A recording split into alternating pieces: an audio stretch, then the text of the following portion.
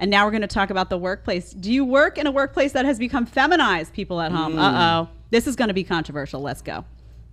The American workplace has become more sort of feminized, let's say, simply because we've put women into male space. And as a result of that, as a result of accommodating women's needs, feelings, we've empowered women to become these sort of independent, strong, independent women. And so we take that. So we have to take that to its logical conclusion, right? So we put them into the American workplace. Well, what do they do when they get in there? Are they just as competitive as men? Are they just no? Women tend to focus on the work conditions. That's why you have companies that never had like pregnancy leave. And I'm saying this is actually a good thing. I never had pregnancy leave. You put women into the situation. They say we really need to get pregnancy leave as a benefit. Okay, good. Most companies, foreign companies will do that too. That I can get behind. Then you got Bagel Tuesdays. Then you got talent shows. And then you got ball pits. It's Brad's birthday. Let's have a cake. You got, child care. Okay, stop there. When you said the bagels, I lost my mind because it's true. It's true. And this is what I'm talking about, though, that I think sometimes women, there's that defensive reflex. But just sit back and realize that you as a female, like ladies at home, please, like I would be somebody that would want that Bagel Tuesday. I'd be like, oh, it'd be so fun. You know it, own it. So this is interesting to me, though, because I think there is some truth to this in terms of how women are when they get into these spaces. And because we crave that work-life balance so much, I think we try to then bring it into these work structures. However, in the modern world, I think that you now have that being led by women, that movement, and feminized men. There are so many men I know, so many men, particularly in the cities, they want to turn work into a playground. I mean, it's like they want to behave like a small child and, let's play little games. Let's call it team building and spend the whole talent day. shows. Yeah, ping pong for everyone. I mean, so there's a two-tier problem. You have women behaving as you might anticipate women would, and now you have men behaving like women. And advocating for the same things. Do you agree or disagree? Yeah, I would definitely agree with that. What I was getting into in that clip. So I'm two names to remember here. One is Josh Fluke, and then the other one is Aaron Clary, who's a very good friend of mine. Josh Fluke as well. When I started thinking about this, and this was a result that you're giving very recent clips. Thank you very much for not going back in time to get in the time machine for me.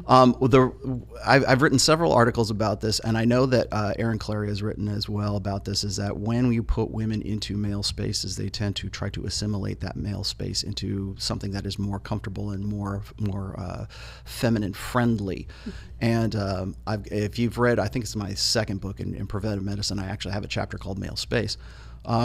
I was listening to the channels. I think it was Josh Fluke. Josh Fluke he was a coder who kind of got into the hustle economy, and then he becomes a very popular YouTube channel guy. And he was talking about the American workplace, and one of them was about how women come into that workspace, and then suddenly there's a ball pit that shows up here. Like it's like the playground at at McDonald's, right?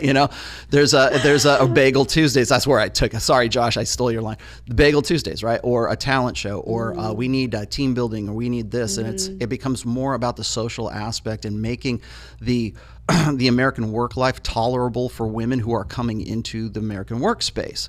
And so it ceases to become a competitive hierarchical organization, and it then becomes a more communitarian organization. I was saying before, when women organize societies, it's all about communitarianism. It's all about egalitarianism. For men, it's hierarchical. Who is the chief? Who's the CEO, the CFO, and then on down the hierarchy down to the janitor, right? Same thing in the military. Who's the admiral? Who's the general? Mike's gonna roll me over here for this, but like all the way down to the private, right? Yeah. We do chain of command. There you go. And that's just how men organize society. It's by merit. Ideally, it's by merit. And so whoever does the best job earns the more money. So there's been experiments and research done on this where they will give men a certain amount of resources and women like money or whatever. And they'll say, okay, distribute this. Women tend to distribute the resources more evenly and egalitarian, like one for you and one for you and one for you and one for you. And guys will go, okay, Rob, you did a better job than Joe over here, so you're getting $10. And Joe, you did a great job here. You get $7, and it's like on down by performance as opposed to who gets what. And so when you take the female way of organizing society and you put it into the American workplace, or you put it into the U.S. military for that matter, or you want to know where all this sort of wokesy agenda comes from, all the idea that we can have like quote unquote, it was AOC or talking about like it was a democratic socialism. How are we even having this conversation in the United States right now? Well, the reason is because we put so many women into the politics since 1965, right after hormonal birth control, that sounds like a good idea right now. When we say, guys, don't go to university right now because it's a socialist, communist indoctrination camp, major universities, Yep. or don't send your daughters there because she'll go in as this puritanical, Bible study girl and she'll come out looking like, Lena Dunham afterwards. Like that's like the reason why that is because we're looking at an education, academia is almost entirely assimilated by the female imperative. So so socialism sounds pretty good to call it to 77-80% of your teachers from the time you're in preschool all the way till you get to post grad. So this isn't me just sort of like trying to ramrod gender politics into everything. It's like you can look at every step of the way, whether it's the American workplace, whether it's politics, whether it's religion. I wrote a whole book on 3 years. Took me 3 goddamn years to write the 4th book, to show people that the religions are being assimilated, the political process is being assimilated. They used to be male spaces that men, feminized men bring in and want to have in that space, and it fundamentally changes the space. And I use this example is like when the WNBA was a thing. For a while, they couldn't get anybody. They couldn't put asses in the seats. They didn't have. It was very unpopular. Nobody cared about it. And so what they were seriously discussing was to have to lower the baskets. They wanted to because life under that you couldn't dunk. The life under the rim is pretty boring, right? So they were actually talking about changing the game, fundamentally changing the game by lowering the baskets so the little ladies could dunk, right? And maybe that would put asses in the seats. What happens is you've changed the nature of the game to suit the playing abilities of the participants. So when we say, and of course this is coming to bite people in the ass right now because now we want to believe that men and women are just the same, and so but if they were, then we wouldn't need to lower the baskets in the WNBA. We wouldn't have to go and do those kinds of things.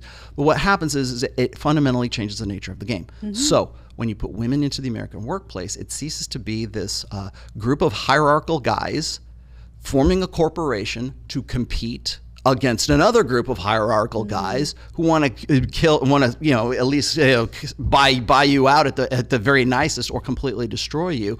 And so you've got this healthy competition in capitalism in hierarchical corporation after hierarchical corporation. When you put women into those organizations, the first thing that they do is they look for how do I make this experience, this is supposed to be success, so how can I make this success, which seems pretty miserable, more tolerable?